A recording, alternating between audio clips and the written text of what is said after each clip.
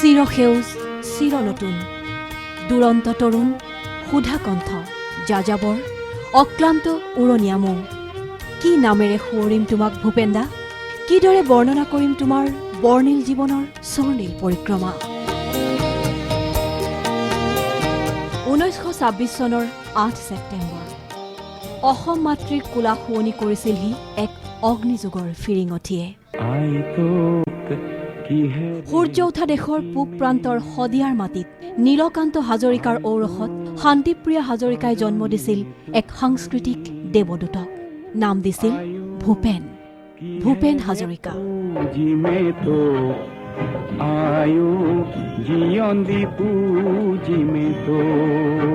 হয়তো তেতিয়াই আৰম্ভ হৈছিল অসমীয়া সংস্কৃতিৰ এক মহাযুগৰ ধৰালৈ নামিছিল এক মহানায়ক 1930 চন বয়স তেতিয়া মাত্ৰ 5 বছৰ পখিলা খেদা বয়সতে কণমানি দেৱশিশু ভূপেনৰ কণ্ঠেৰে যেন সুৱদি বিয়পিছিল কটন কলেজিয়েট হাইস্কুলৰ এক ৰাজহুৱা অনুষ্ঠানত প্ৰথম গীত পৰিৱেশন কৰি আপ্লুত কৰিছিল হাজাৰ শ্ৰোতাক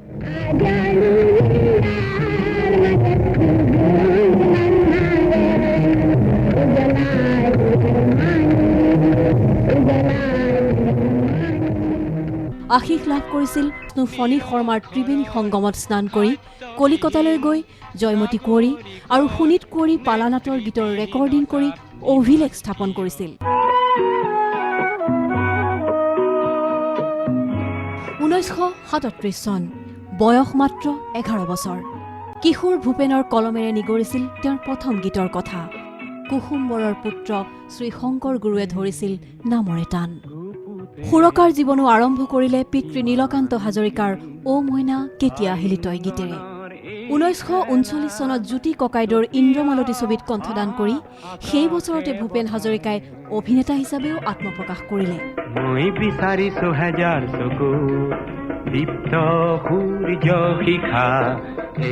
তাৰ পাছত যেন ভূপেন হাজৰিকাৰ নেতৃত্বত মহাবাহুৰ দুই পাৰত আৰম্ভ হল সাংস্কৃতিক বিপ্লৱৰ এক গৌৰৱময় ইতিহাস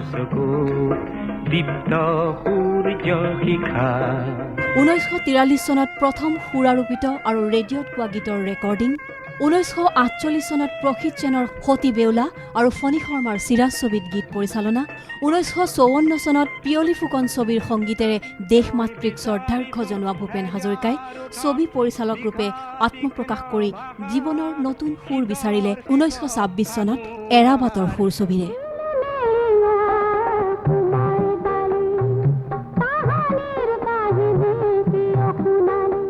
50 আৰু 60ৰ দশকত গীতেৰে সুৰেৰে কণ্ঠেৰে ভূপেন হাজৰিকাই লুইতৰ পাৰলৈ আনিলে সংগীতৰ মহাপ্লাৱন 1957 চনৰ পৰা ভূপেন হাজৰিকাৰ সংগীত পৰিচালনাত অসমে পালে ধুমুহা মাহুত বন্ধুৰে কেঁচা সোণ পুৱতি নিশাৰ সপোন শকুন্তলা মেৰা ধাৰাম মেৰি মা আৰু কৰিয় কমল জীৱন তৃষ্ণা এক পল গজগামিনী ৰদালি আদি অসংখ্য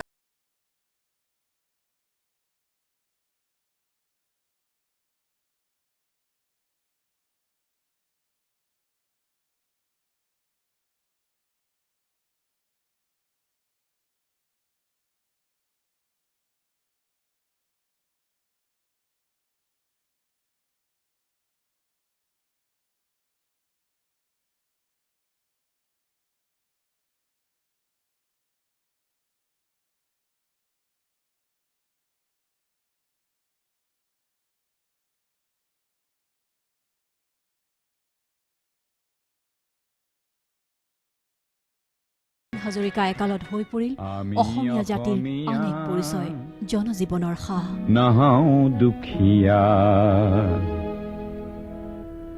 বুলি সান্তনা লভিলে নহব বৰলুইতৰ দুই পাৰত সিঁচৰতি হৈ থকা জনজীৱনৰ কোহে কোহে প্ৰবাহিত হৈ থকা গীত সংগীতৰ মেট মৰা বুজা বুকুত বান্ধি এদিন 7 সাগৰ 13 নদীৰ পাৰলৈ ঢাপলি মেলিছিল তৰুণ ভূপেন হাজৰিকা নানা জাতি উপজাতি ৰহনীয়া কৃষ্টি জীৱন আৰু তাৰুণ্যৰ জয়গান গাই ধৰাৰ দিহিঙে দিপাঙে লৌৰি ফুৰোতে ভূপেন হাজৰিকাই পালে পল ৰবচনৰ দৰে বিপ্লৱী শিল্পীৰ সান্নিধ্য ভূপেন হাজৰিকাৰ বিপ্লৱী সত্তাই যেন নতুন প্ৰাণ পালে।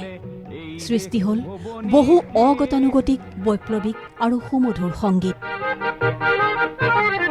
মানুহে মানুহৰ বাবে যদিহে অকণো নেভাবে, অকণি সহানুভূতিৰে ভাবিব কোনে নোকোৱা সমনীয়া।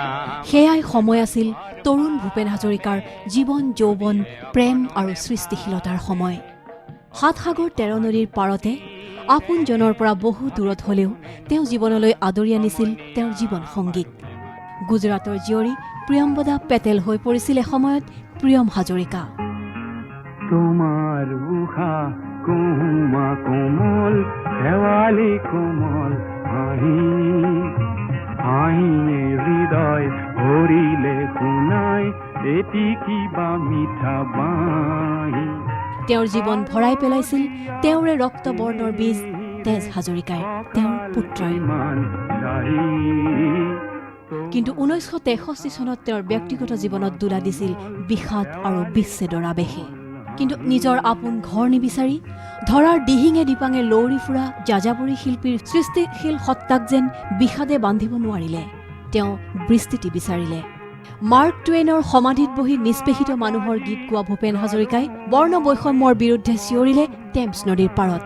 হাডছন নদীৰ পাৰত বহি কৰা তেওঁৰ সৃষ্টিৰ বাবে ১৯৭৯ চনত তেওঁ লাভ কৰিলে আমেৰিকাৰ স্কুল অৱ অনাৰ সন্মান।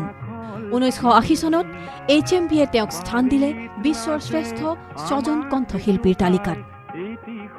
সৃষ্টিৰ পথাৰত সিঁচা তেওঁৰ কৃষ্টিৰ কঠীয়াবোৰ লহপহকৈ বাঢ়ি অসমীয়া সংস্কৃতিৰ ভঁৰাল সমৃদ্ধ কৰিলে সোণগুটিৰে। প্ৰতিটো ঋতু, প্ৰতিটো সময়, প্ৰতিটো পল অনুপলৰ গীত গালে ভূপেন দাই। প্ৰেম, ৰোমাঞ্চেৰে ভৰা বিমূৰ্ত নিশাবোৰ কণ্ঠত ধাৰণ কৰি ভূপেন হাজৰিকাই বলে বৰ্ণময় সংস্কৃতিৰ বুটা বচা নীলা চাদৰখন।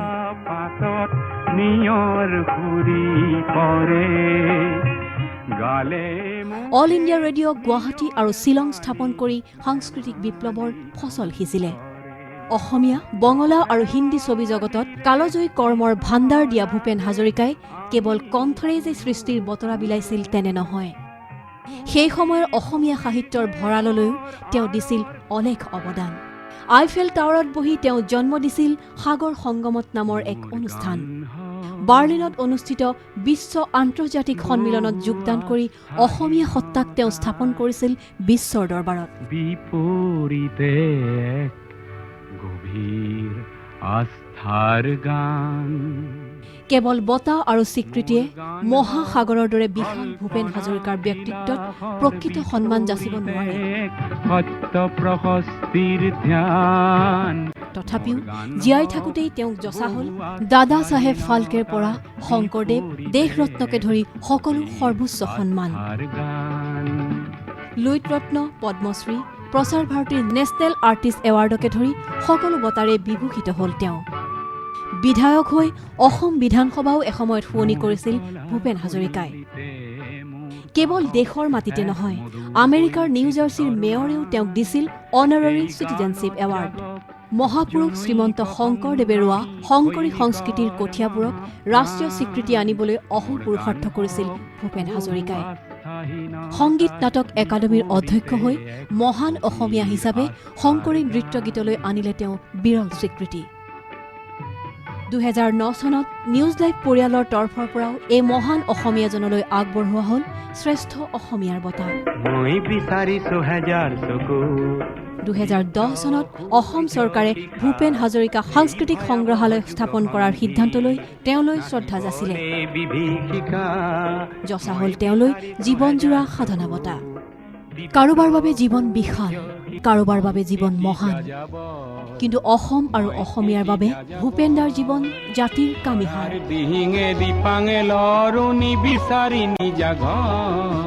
তেওঁ এজন ব্যক্তি নহয়, তেওঁ এক অনুষ্ঠান। অসমীয়া জাতিৰ বাবে তেওঁ জীৱন ৰেখা, জীৱনৰ হাঁহি কান্দোন, জনজীৱনৰ সাহ। এক বৰ্ণাঢ্য পৰিক্ৰমা সামৰি মহাপ্ৰয়াণেৰে আমাৰ পৰা বিদায় লোৱাৰ সময়ত তোমাক কিদৰে বিদায় দিওঁ ভূপেন দা?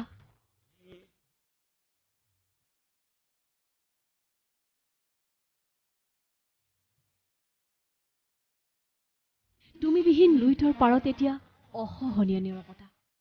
তুমিবিহীন নিজৰা পাৰত এতিয়া স্তব্ধ জীৱন বিনাৰ টান। শূন্যতা, কেৱল চৌদিশে শূন্যতা। তোমাক আমি ধৰি ৰাখিবলৈ অপাৰক ভূপেন্দা, তথাপিও আমাৰ আকুল কাতৰ আহ্বান, উভতি আহিবা ভূপেন্দা। বুঢ়া লুইতক গালি পাৰিবলৈ হলেও তুমি উভতি আহা। অগ্নিযুগৰ ফিৰিঙঠি হৈ লুইতৰ পাৰ জিলিকাবলৈ তুমি উভতি আহা। তুমি নহলে মেঘৰ মাদল নাবাজে, তুমি নাথাকিলে তোমাৰ সূৰ্য উঠা ৰূপসী অসম দেশত পুৱাৰ সূৰুজে হেঙুলীয়া ৰহন নিবিলায়।